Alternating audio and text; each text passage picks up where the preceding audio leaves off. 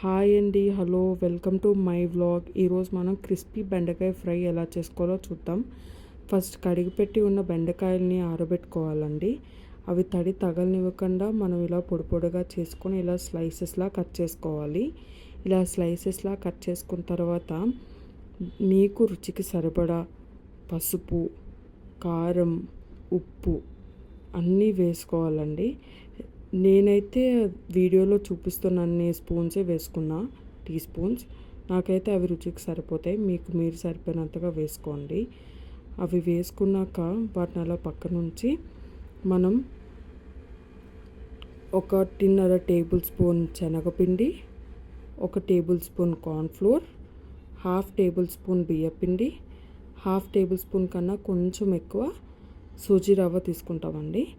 ఈ బియ్యపిండి ఎందుకు వేస్తామంటే ఆయిల్ లాగడం అనేది ఎప్పుడైనా డీప్ ఫ్రైస్గా అలాంటివి చేసినప్పుడు తగ్గుతుంది. సో మనం బియ్యపిండి వేస్తాం. సూజీ రవ్వ అనేది మన ఫ్రైస్ కరకరమనడానికి చేస్తామండి. ఇప్పుడు వీటిని బాగా కలుపుకోవాలండి. గట్టిగా ముక్కకు పట్టేటట్టు కలుపుకోవాలి. సో టేస్ట్ అనేది లోపలికి వెళ్తుంది అనమాట.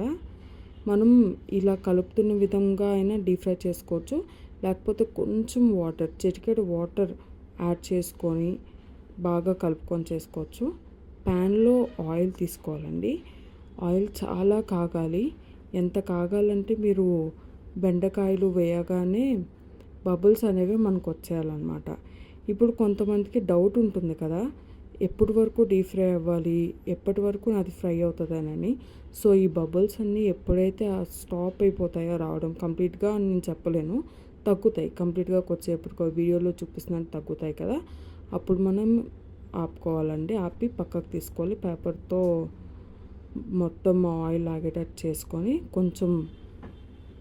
కొంచెం కారం వేసి బాగా కలుపుకుంటే మన డీప్ ఫ్రై రెడీ అండి.